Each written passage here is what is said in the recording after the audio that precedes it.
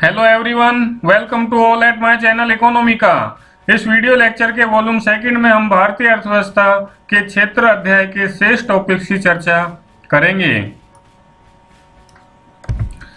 अधिकांश लोग कहाँ नियोजित होते हैं? भारतीय अर्थव्यवस्था के 3 क्षेत्रों में नियोजित श्रम शक्ति को निम्न तालिका द्वारा बताया जा सकता है।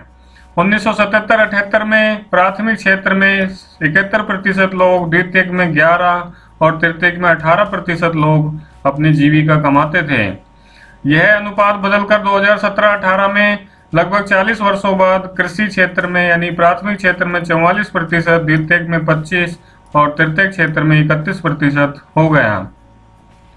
इस प्रकार 40 वर्षों के दौरान प्राथमिक क्षेत्र में श्रम शक्ति के नियोजन में 27% की कमी आई है। तो जैसे जैसे किसी देश के विकास का मार्ग प्रशस्त होता है, वैसे वैसे प्राथमिक क्षेत्र से श्रम शक्ति घटकर द्वितीयक एवं तृतीयक क्षेत्र की ओर बढ़ती जाती है, यानी कि उसमें ज़्यादा आजीविका कमाने के लिए अग्रसर होती है। उपयुक्त आंकड़ों से स्पष्ट होता है कि भारत में श्रम शक्ति का 44% हिस्सा प्राथमिक क्षेत्र में अभी भी कार्यरत है, जो आवश्यकता से अधिक है। प्रच्छन्न तथा छिपी हुई बेरोजगारी। छिपी हुई बेरोजगारी प्राथमिक क्षेत्र अर्थात कृषि क्षेत्र में पाई जाती है, जहां आवश्यकता से अधिक श्रमिक लगे हुए हैं। यदि इन अतिरिक्त श्रमिकों को कृषि क्षेत्र से हटा दिया जाता है तो कृषि के उत्पादन में कोई परिवर्तन नहीं होता। इस प्रकार अतिरिक्त श्रमिक छिपे हुए बेरोजगार अथवा अल्प रोजगार कहलाते हैं। तो छिपी हुई बेरोजगारी कृषि क्षेत्र में पाई जाती है। भारत में अतिरिक्त रोजगार का सृजन कैसे हो? अल्प रोजगारी की समस्या के निवारण के लिए सरकार को चाहिए कि सार्वजनिक निर्माण और सेवाओं जैसे बांध, नहर निर्माण, सड़क निर्माण, उद्योग धंधे, शिक्षा, चिकित्सा सेवाओं का विस्तार, पर्यटन, हस्तशिल्प आदि का विकास करके रोजगार के नए अवसरों का सृजन किया जा सकता है। भारत का योजना आयोग, जो पूर्व में है, वर्तमान में नीति आयोग के नाम से जानते हैं, ने भी रोजगार बढ़ाने के लिए उक्त बातों पर ही बल दिया है। महात्मा गांधी राष्ट्रीय ग्रामीण रोजगार गारंटी अधिनियम 2005 MNREGA, Mahatma Gandhi National Rural Employment Guarantee Act, MNREGA short में बोलते हैं इसे, मनरेगा 2005 उन सभी लोगों जो काम करने में सक्षम है और जिन्हें काम की जरूरत है को सरकार द्वारा ग्रामीण क्षेत्र में, ये केवल ग्रामीण क्षेत्र के लोगों के लिए है, 1 वर्ष में 100 दिन के रोजगार की गारंटी प्रदान करता है। यह अधिनियम लागू होने से लोगों को काम का अधिकार प्राप्त हो गया है।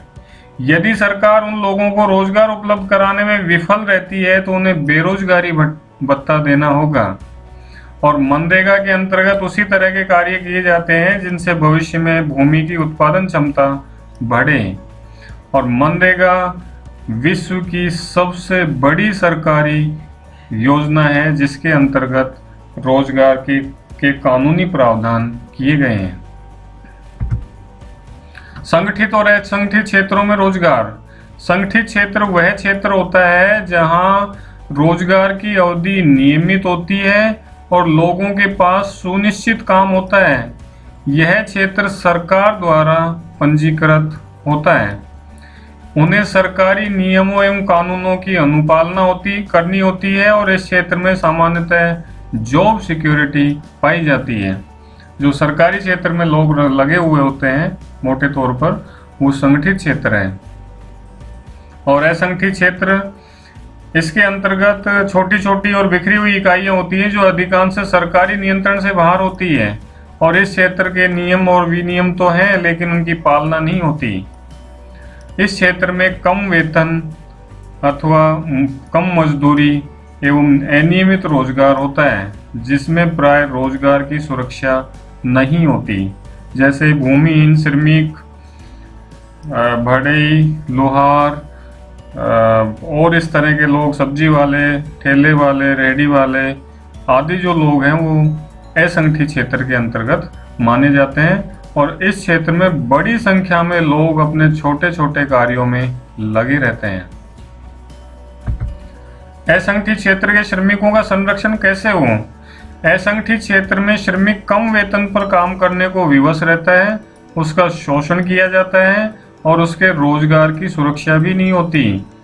इस क्षेत्र के श्रमिकों के संरक्षण एवं सहायतार्थ सरकारी नियमों और विनियमों की कठोरता से पालना होनी चाहिए। और अगला, स्वामित्व के आधार पर क्षेत्र। स्वामित्व के आधार पर दो प्रकार के क्षेत्र है। सार्वजनिक क्षेत्र यानी कि जिसे सरकारी क्षेत्र कहते हैं, जिसमें परिसंपत्तियों पर स्वामित्व एवं नियंत्रण सरकार का होता है और इस क्षेत्र का प्रमुख उद्देश्य अधिकतम सामाजिक कल्याण करना होता है, यानी कि लोगों को ज़्यादा से ज़्यादा सुविधाएं देनी होती है, जैसे रेल परिवहन, बस परिवहन, डाक सेवाएं आदि सार्वजनिक क्षेत्र के उदाहरण माने जाते हैं।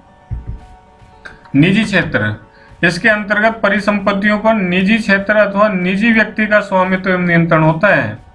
इस क्षेत्र का प्रमुख उद्देश्य लाभ कमाना होता है, जैसे Tata iron and steel company, Reliance industries, Vedanta, Adani, Ambani आदि औद्योगिक घराने निजी क्षेत्र के उदाहरण कहलाते हैं।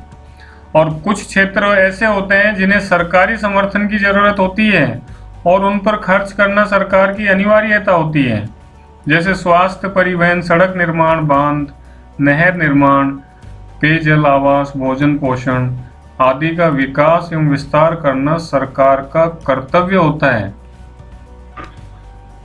तो डियर स्टूडेंट एंड एस्पिरेंट्स, इस चैप्टर के अंतर्गत इतना ही है। अगर आपको मेरा ये वीडियो लेक्चर पसंद आया है तो इसे लाइक कीजिए तथा मेरे चैनल इकोनॉमिका को सब्सक्राइब कीजिए। जय हिंद, वंदे मातरम।